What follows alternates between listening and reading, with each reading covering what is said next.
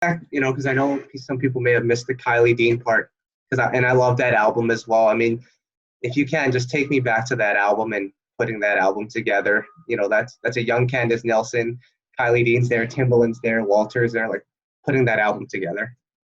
Well, we met up by way of Walt.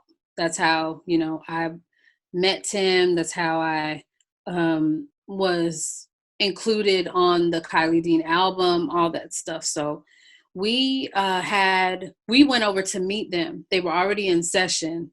I want to say it was a room full of people, but I was so nervous because I don't think I'd never met Timbaland before. Walt had, but so going into that first session, it was like having not met any of these people before. So I was super nervous, but also really, really excited to create. So we wrote, I believe the first song we wrote was Just Like That. And it came out cool. I know Tim reacted really well to it. We really liked it too, because it was just a straight ahead song. Some of the other stuff got more, was a little different. It was more emotional. Just Like That was just kind of like, Right. you win some, you lose some. But the other songs were a lot of fun to write because we got to talk a little more in depth about what a young woman might be feeling in maybe her first real relationship.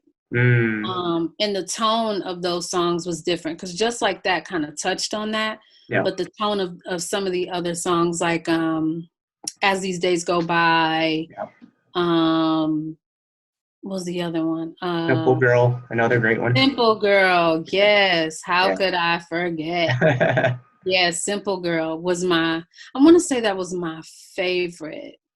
But we had fun just trying to tap into her perspective just a little bit. I know we got guidance from Tim on that for sure, because that was what he wanted. He kind of laid out to us what he wanted the album to feel like and what he wanted it to sound like. And we went in and tried to kind of sketch that out to the best of our ability. Yeah, can't forget about Kiss Me Like That. That's another amazing song. Oh my gosh, Kiss Me Like That. Is that the one? Yes. Kiss Me Like That. Dang, okay. Yeah. No, those are some gems. I mean, people need to go back and listen to it. But, I mean, that album didn't come out. I think that would have done a lot of great things, not only for yourself, but for Kylie, who I feel like she never got that big break that I think she deserves. Super talented. I mean, from your perspective, like what was that time like for you dealing with label politics? You have no control over this stuff. Your job is just to write the music. Somebody else's job is to put it out. Like, how tough was that for you? Because you're fairly new to the game at that point. Mm-hmm. Yeah. Well, I'll say that I think I learned, I think by that point, I kind of knew I'd learned that that's just the way it goes for, at least for me or someone in my position back then. It was still a bummer. It was a major, I was just so blown that it didn't come out, you know what I mean? And people didn't get to experience the album the way I felt it deserved to be presented. Because of course you can listen to it, you can find it on YouTube and stuff, like as you mentioned before. But I just kind of hoped for her, first of all, because she's so incredible, and then for the rest of us too, because we thought we made we felt like we made a really solid body of work. It was pretty well rounded for a first offering from a new artist. Mm, But in terms of the label politics, that's really what prompted me to want to start my own company and do some of my own stuff, because that's how it goes. Like right. the label is essentially, bankrolling everything. So and I'm not sure what happened in Hmm. the business of that. I have no clue, Yeah. but I just knew we finished it, and that was it. Like I never heard about the body of work again. But Kylie, such a sweetheart. I think I ran into her. Oh, the next time I would see Kylie would be years later. Wow. And she was doing, she had been like working on her own music, traveling, working with other artists. So she was going to be, sought after, being Right. as talented as she is. Like, Yeah. but I always hope that we could have just gotten that W Hmm. together. Yeah. So Yeah. Because that's one of those albums. And another one is Brandy's Afrodisiac album. You talked about it earlier. I love this album because it just seemed like you were so free to create whatever you wanted to create. The melodies were a little different. And I think way ahead of its time. Even Tim's production on there was a little different than what he was doing. Normally, you guys sampled Coldplay. Like, there's a lot of different elements here. Like, what do you remember about creating that project? I remember being really, really excited about that, because Brandy, I've been such a big fan of Brandy's music up to that point. I felt like everything she'd done was phenomenal. So to have the opportunity to actually pen something for her was like, what? So we go down to Florida to do that, and the process was so easy because Tim's production is, I mean, it's Timbaland. So Yeah. then you have Brandy, who's just this vocal like wizard, Hmm. and uh, I think hearing those tracks, like hearing those tracks, made it difficult to approach them in a, I don't know, I can't even Yeah. explain it. It made it difficult to just kind of like do something. And not to say that what I would normally do would be cheating someone, but I felt like that demanded something different from me Mm. personally. And of course, Walt and I wrote that whole, like all those songs that my name is on, as you know. Yeah. Walt is, he's driving the not driving the boat, but he's at the he's at the head, you know what I'm saying? So we wrote all those together, and it was so easy for us to do. I just remember the songs coming together quickly. Like there were a couple that wound up on the cutting room floor too, Yeah. because it was so easy to write the songs and just lay down these super rough references, and then Brandy goes in there and like kills it. Wow. Amazing. And then in the comments earlier, we have Black Pepper, we have Hush. I think I've heard Hush, or at least your demo of it. Like, talk about those songs that didn't make the cut. Like, I know you don't have a copy of Black Pepper. I think I saw someone in the comments that said that they did. I don't know if they're trolling or not, What? but I don't know. But I mean, just talk about the records that didn't make it. Like, I'm sure that was all around the same time. So you were just in a creative zone at that Mm-hmm. time, right? Mm-hmm. Yeah. For sure. Yeah. I'm trying to remember, because it's Well, been so long ago with Black Pepper. Well, Candice, let me ask you this about Black Pepper. What is the Yeah. song about? Because I know you like to write songs that are like conceptually differently. What is Black Pepper even about? It was fun. It was just fun. I know she was like talking about, oh, I'm sorry, that's my phone. I know she was talking about just being free, Mm. you know, being well put together. Um, she was just kind of popping off a little bit. She was definitely popping off a little bit.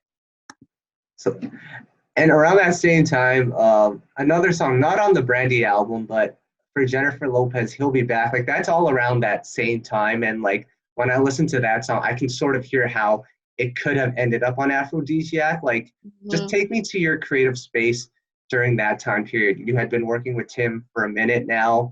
Looked like you guys were really creating some magic there. Like talk about Candice Nelson during that era. Well, the the interesting thing about that era for me is that I was at the tail end of a relationship gone south or sour, or however you would put it. Yeah. And all that stuff, you know, all that stuff was really written about my experience, you know, in that relationship, because it was my most recent experience. And it was significant because I think I was able to appreciate being able to work with Kylie because we were around the same age, and I feel like I was, you know, I was kind of in that place. I never got to speak with her about her own, you know, like in depth about her own personal life, but I felt like we may have had been in the same space in terms of relationships and just experiences. So He'll Be Back was really dark and sad, but you know, it's that hope. It's that hope. Yeah. I don't know what you would call it. There's a word for it. It's a certain kind of hope, but it's that hope that it's phrased or it's presented like a declaration, like, oh, he's coming back. But what it really is like, you know, you're trying to reassure yourself, oh, he'll be back. Yeah. Sure.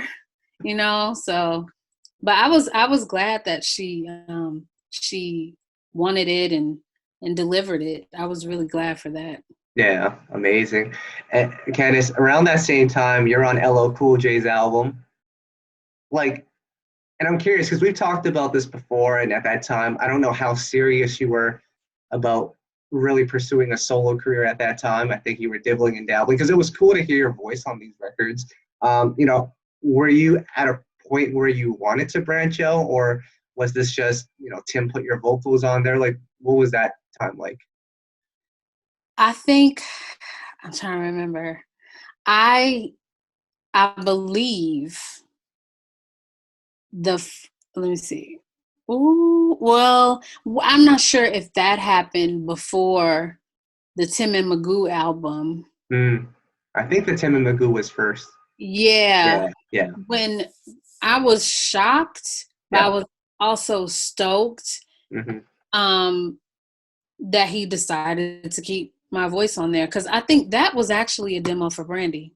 That's right. Okay. Right. Yeah, Insane was a demo for Brandy. So and when he decided to keep it for their album and they put their verses on it, and then I knew they were keeping my vocal, I'm like, what? Really? So I hadn't thought about it. Right. Well, actually, yes, I had thought about it because, like I said, there was this CD of songs that was supposed to be like an album for me, but it just wasn't time. Right. And I think we may have shopped it. Like we shopped that after, once we realized like this might not be the best thing to do right now. And Resentment was on that CD. Wow. And what else? Oh, so I'd considered it before, but I wasn't looking for that at that time, because I'd kind of put that away and decided, okay, I'm going to be a songwriter. Right. So, yeah, I was really surprised. Like whenever he would decide to keep my vocal, I would be like, oh, okay. Like thrilled, in a thrilled kind of way. Yeah. So I was really grateful for that. Yeah. That LL Cool J project, you did a bunch on there. I really like that album. But then Oh, shortly after that, and I've spoken to JQ and he told me how the Clutch formed. And I think that's super cool. But what's even cooler from what he's explained to me is just the creative process of the Clutch, because it's not like a situation where you guys would all sit together necessarily and put a whole song together collectively. It was more like you take this part, I'll take this part. You go to your separate section of the room, you'll write to it, you'll come back together. And I think that's why, like, when I hear some of those records, the first verse doesn't sound anything like the second verse, but mm-mm. it just worked. How does that? Why would it work if you guys weren't working together on those songs? um, I can't tell you. I Because that can't seems like tell. you guys are breaking a lot of rules there when it comes to songwriting. Oh yeah, yeah, yeah, yeah. Yeah. There was quite a bit of I don't know, not really opposition, but like skepticism. Hmm. We we just kind of fell into it was the to be honest with you, it was the quickest way to get things done. Yeah. It just made the most sense with the with all of us kind of it, yeah, it just made the most sense. All of us didn't need to be in the same space at this for the entire duration of, you know what I mean, the song coming together from the first word or line all the way out to the demo being recorded or Right. completed. It Hmm. just didn't need to work that way. So we had kind of a it was a rotation. Yeah, that's such an interesting process. But I mean, you guys had a lot of big hits on there, and like Candice, I was telling you earlier, that line from Focus, that's my favorite line from you. But my favorite moment from you is how you were able to capture Mary's essence on "Take Me as I Am." Because I mean, I don't want to say it's easy to write a hit, but it's a lot harder to write a hit that also sounds like something that the artist should be singing on. Because it's easy just to give an artist something, but to have something that feels like stuff that's actually part of their catalog, like there's an art to that. So I mean, take me through the process of putting that one together. Well, uh I've been the biggest Mary J. Blige fan, like Hmm. from childhood. I just loved her. Yeah. I loved everything about her. I had every album, bought every album like multiple times. Right. Um, and I had memories attached to her music. Hmm. So, and I can still recall those memories. So it's like I feel personally, this is me personally, because obviously we all wrote the song together, but I felt so honored just to even have, I was just like, wait a minute, so we can really do this and we can really get. Hmm. So when I had the opportunity to record the demo, I was like, okay, cool. And you know who the person I really have to credit for that aspect of, I don't know, my creativity, if you will, Yeah. is Walt, because Okay. that was his thing. Like we didn't have the bread to be paying all these demo singers and all that stuff. Right. So when we're trying to shop records, I would just kind of try and not, I try not to be like insulting and like emulating them, but at the same time, I wanted them to hear themselves. And Yeah. Walt, first of all, I wanted them to hear themselves. And so he would he would like really push the issue of making sure those nuances were there in the demos that we would record to pitch to certain artists. Mm. I got to talk about the Ciara records that you did here. Like a Boy conceptually is great. So Hard, I think, is another great one. But I got to talk about the record My Love, because that to me is like the saddest song of all time. I specialize in sadness. Yes. Yeah. Hey, you know what? I don't know. I just that was one of those. Okay, you know what? In the heels of a like a of a relationship. Right. Yeah. You know, I kind of, because the first thing I try to do when I'm in that situation, because I was actually in the room with her, Mm-hmm. like, and when we began writing it, Yeah. and I I try to imagine. Well, not first off, it's just like, what feeling does this give me? And then how does that relate, or could that relate to the artist? Right. So I think I may have spit something out, Mm-hmm. like an idea, and she reacted to it, like she liked it, and she wanted to build from there, and that's Right. exactly what we did, all of us. So Do you enjoy that process of like, because I've spoken to Tony Dixon and he said pretty much as a songwriter or producer, you're like the artist therapist. Like they're giving you their all, they're telling you things that they don't normally tell people, and it's your job then to take that and turn it into a song. Like, do you enjoy that process?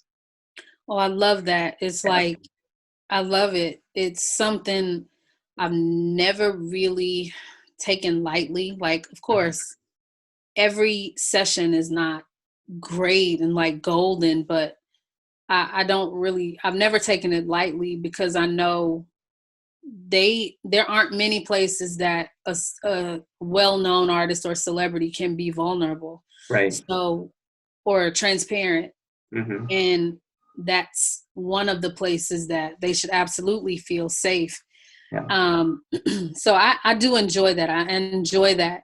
I like that they're able to come in there and really drop off some feelings they may not feel comfortable dropping off anywhere else. Yeah. And I mean, it shows in the music, but, and you mentioned earlier you're the master at writing sad songs, but at that time, I feel like when I would listen to a record that you guys did, what I would look for and what most of the time it showed up is the creativity, is the concepts. And like I remember very vividly when I heard Store Run by Trey Songz for the first time. I'm like, how did they even think of this concept? Like, Yeah, I wish you know what? This was a whole new world. I mhm, will say that. yeah, Right, working with the Clutch was just a total gear shift, yeah, and really, it was amazing. Like, those people. Let me tell you something. Those people are fantastic hmm, at concepts and just and character yeah, and personality, and like that's one thing I definitely took away from all my experience with the yeah, Clutch. Like, I learned so much about how to use my voice. Like JQ, I credit him so much and so often for that, because I learned to use my voice in different ways right, by working closely with him. And obviously everybody is like an incredible writer. So it was just really a dope time. right. Yeah, the character and personality and all that stuff, I mean, it was like masterpiece theater. I don't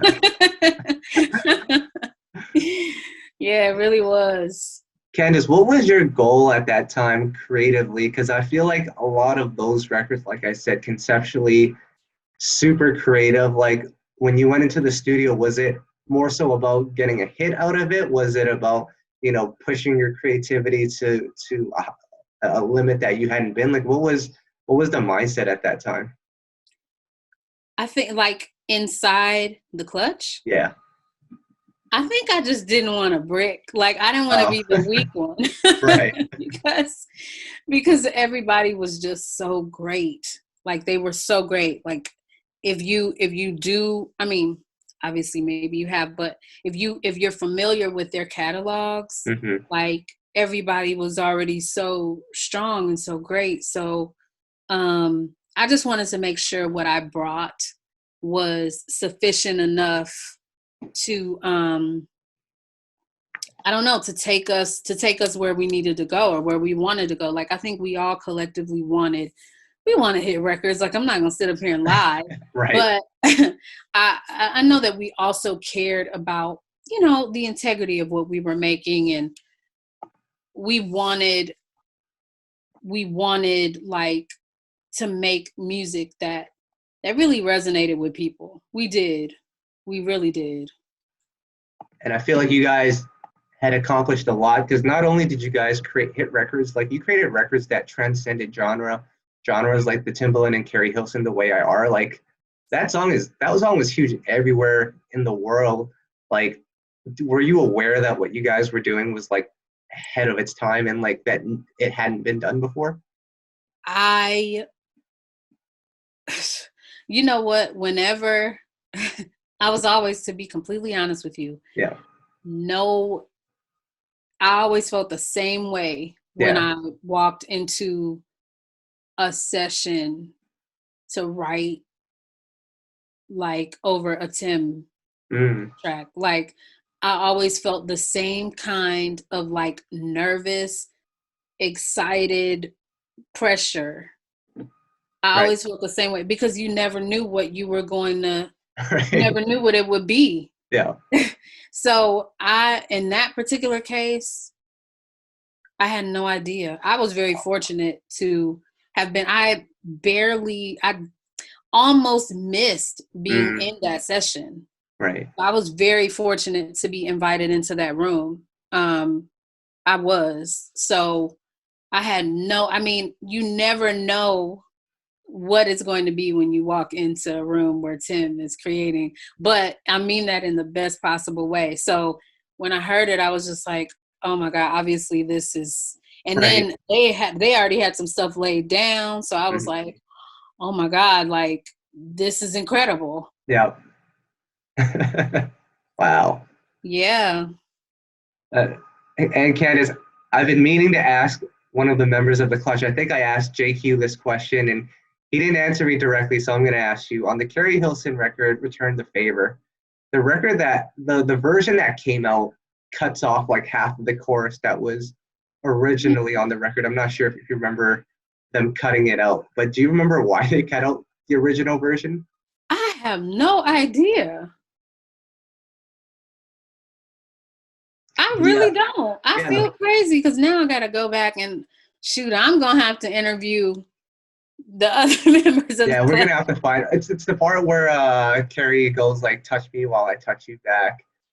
Like that whole I part have got cut off. no Yeah. idea. Because I have no idea. I love that part. And then when the single came out and that part was chopped off, and I think Tim just ended up looping the first part of the chorus. I was like, who decided on this? So I'm on a hunt to find out who did that. It might have been Tim. Maybe. I don't know. That's crazy because I Yeah. forgot all about that part, and you're so right. Yeah. Oh man. Okay, now I want to know. So you have to get to the bottom of it. I'll find out for you. Okay.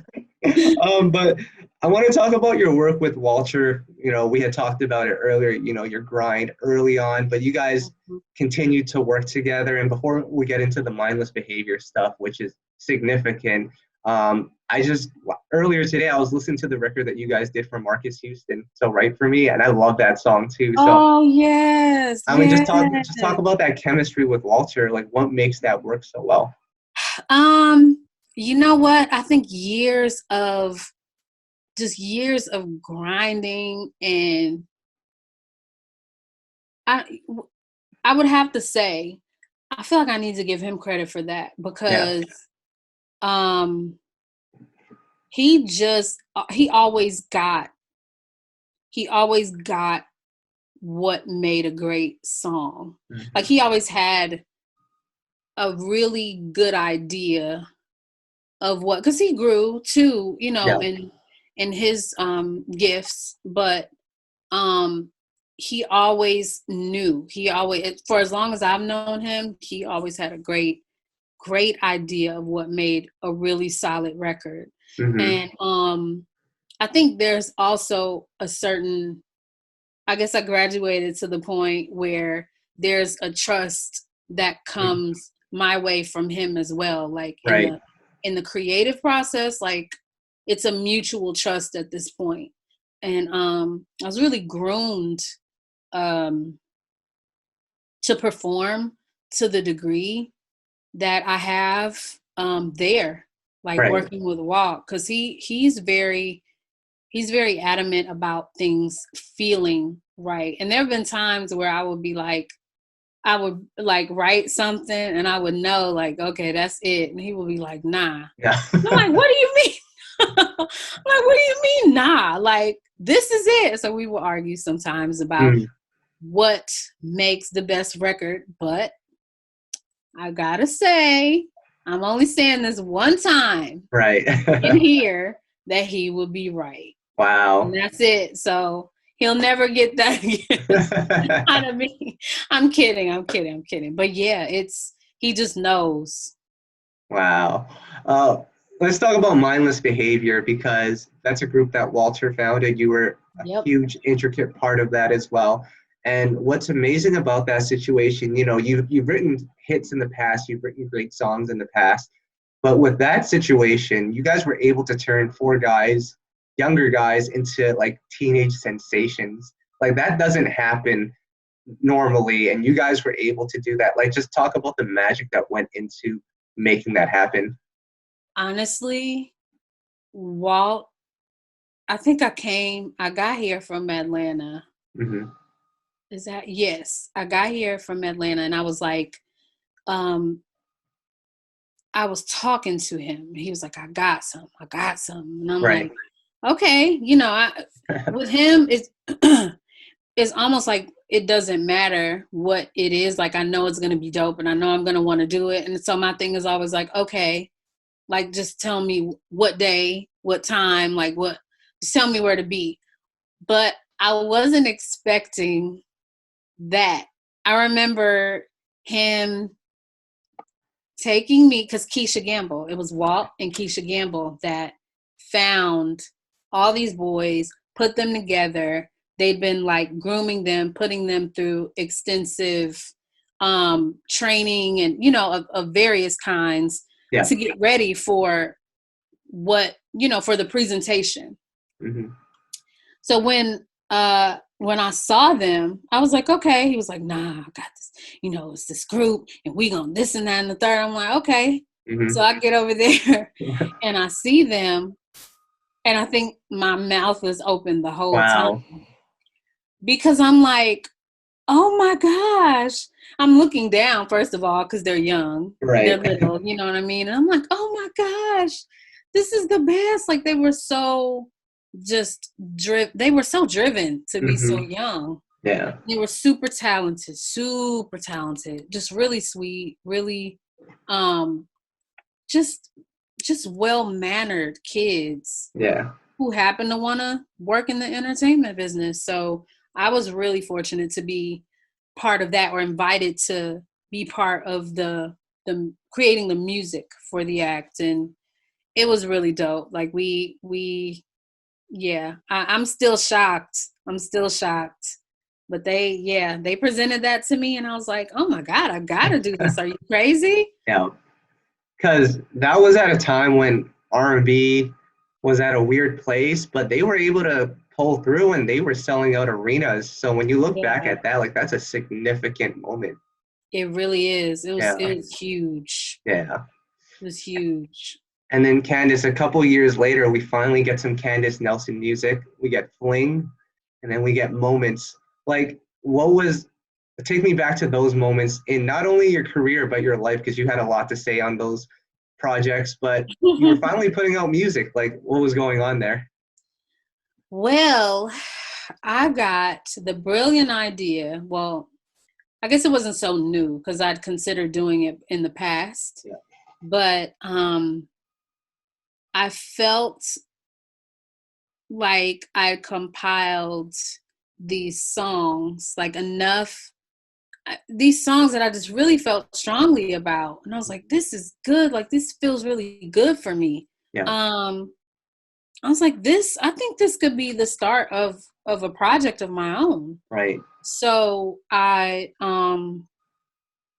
had a few, and then I think I cut like one or two more, and that was Fling. And I never quite released Fling because all this has been a learning experience. Okay. Like I think I just didn't feel it anymore. I didn't really feel it anymore. I didn't feel like that was the time to release music and to. So by the time I decided to do Moments, a couple of years had passed, and I have even more music. So and I wound up writing more for Moments than I did for Fling, because with Fling it was I think 5 songs, right. and with Moments it was like 10, I think. But I wrote a lot more. There was a lot more that was fresh during that time that we were writing the album, because I wrote a lot of that with Balewa Muhammad of the Clutch. Yeah. And there was this point in time where I just didn't realize what the push for a project like that should look like. Right. I'm just being honest. I didn't understand that aspect. It was like a whole new world, you know? And it's not to say that I know, like, and I got all the answers now, but I'm a little bit more educated than I was then. Right. So it was an honor and a privilege to have so many people step up and agree to help me out. And like, they were cool. Like, oh my gosh, it's amazing. I can't even complain. I just didn't have the education really to push the project the way it deserved to be pushed at that time. You know what, Candice? To me, it's always a treat when you put out music, just because it's cool to see. I mean, obviously it's cool to hear your voice, but it's also cool to see where you're at creatively, and just to see your evolution as a songwriter, as an artist. And I'm hoping, we're in 2020 now, we're going to get more Candice Nelson solo material. Is that in the works? Absolutely. Yeah, for sure. So my company is called Low in the Mix. Yeah. And I've been building out a solid project. And I have a great team. Right. Great.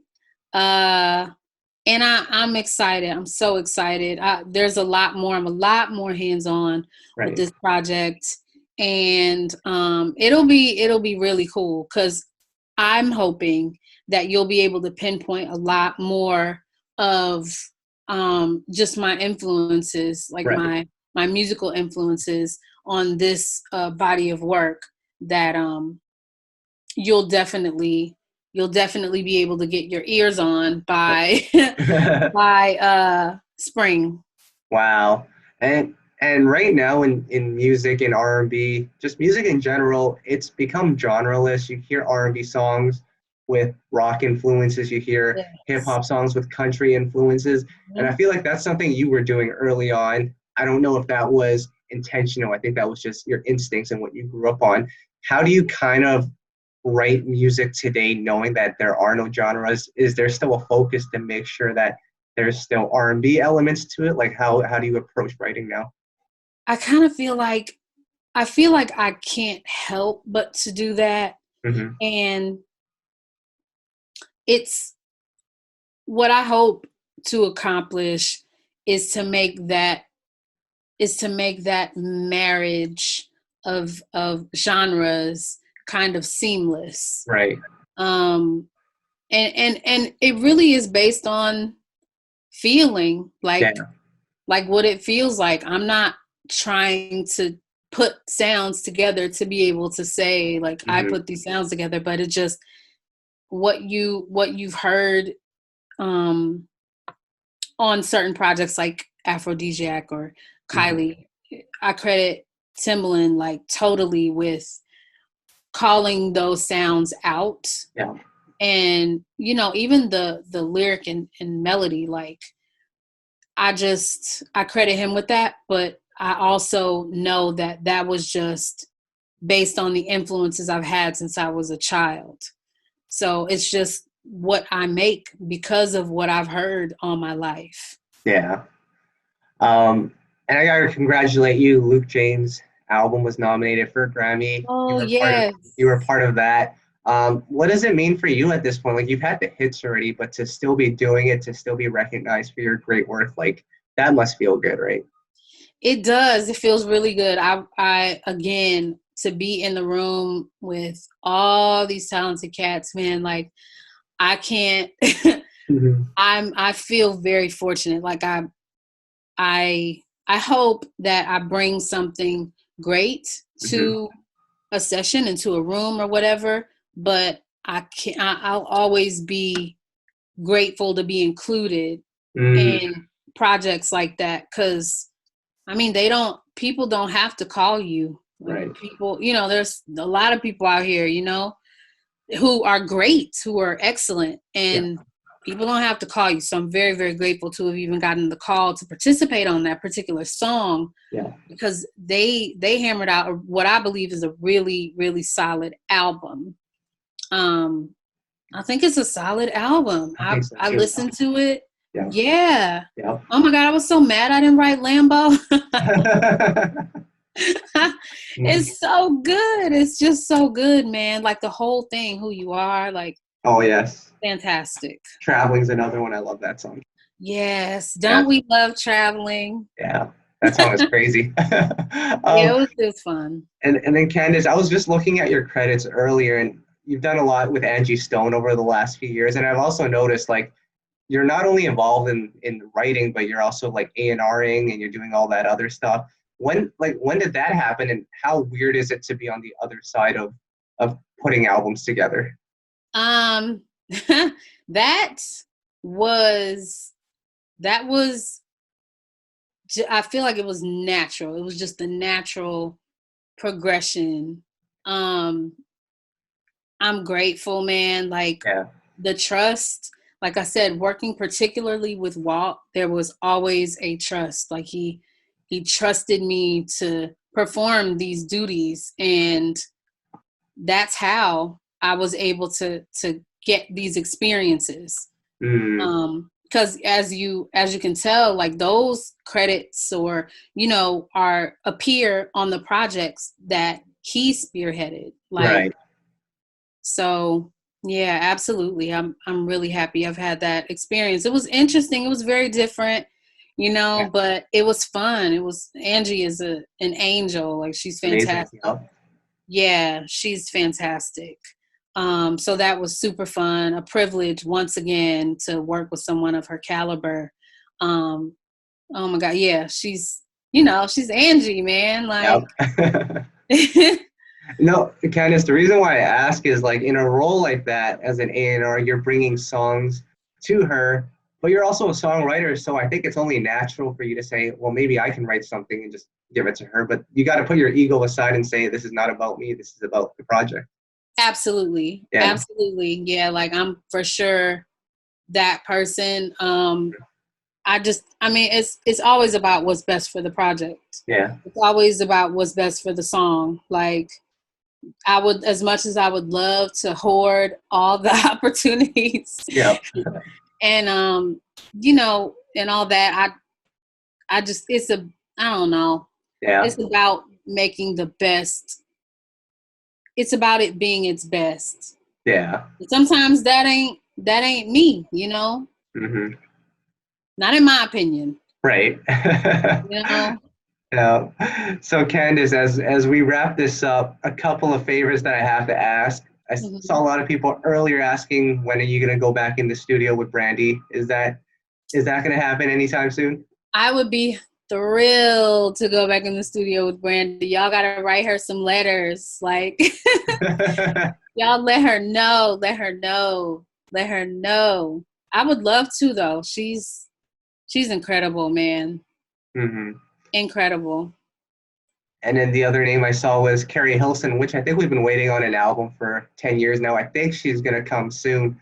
But I would love to see you guys, and maybe there's stuff in the vault that is set to come out. But I just love it when you guys work together too. Oh my God. She's one of my favorite Mm-hmm. people.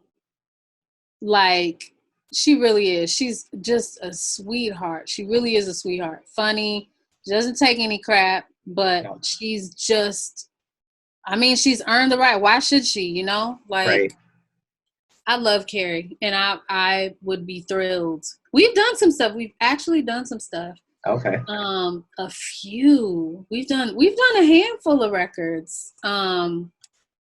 Yeah, we did a handful of records Okay. together that I'm hoping will be included on the new, One day. you know what I'm saying? Yeah, I'm hoping, because Right. I know what she brings to a record. Like, she's just really an incredible artist, and I don't think people really understand yet what she's capable of delivering, Right. like vocally. Like, there's so many places she can go. Mm-hmm. So I'm hoping for that. Fingers crossed. Right. And then my ask for you, with whatever project you're putting out soon in the spring, like you said, I hope that you actually get back in. I know you do a lot of work with him, regardless, but with Danger, because I feel like his production and your melodies and your wordplay, it always brings it to another level. So I hope you guys do some stuff together on this new one.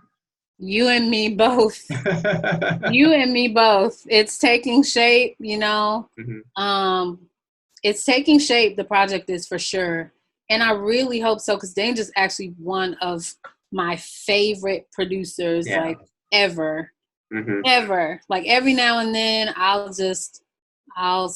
shoot a text over there and just be like, can you just score my life for the next 5 years? Just score my life. Yeah. He's phenomenal. Yeah, underrated. Like, has success, but still underrated.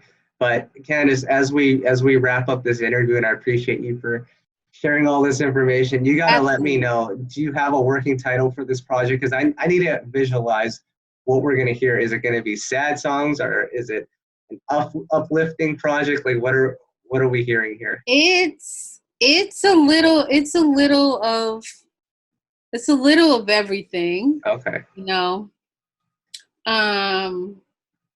You know what? I'm kind of bouncing back and forth on this title now. It's funny you should ask that, because until last week, Mm-hmm. I was like, I was sold. I said, okay, this is what we're calling it. This is the name of it. And then I was like, no, it feels more like this other thing. So it's the minute I know, Mm-hmm. I'm gonna send it to you. All right. The minute I know. I mean, that's creative people all the time. They don't know until they really know. So exactly, you know, we're weird like that. So yeah. Well, Candice, that's all that I've got for you. Is there anything that you'd like to add? Just that tonight at 6 p.m. my time, Pacific, Mm-hmm. I will be releasing my video for Countdown. Wow. Yes. So I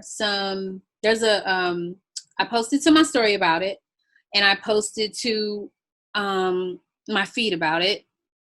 So y'all, you know, check that out. It's, you know, it's time. Mm-hmm. It's been long enough. I agree. Candice, I appreciate you for your time, and we'll talk again soon when that project drops. And you know, we'll be in touch. So I'm waiting on that title. So I'll be waiting on my DMs. Oh yeah, you'll get it first. That's all right. a promise. Absolutely, Candice. I appreciate you, and we'll talk again soon. All right. Of course. Thank you so much. You too. Take care. Okay.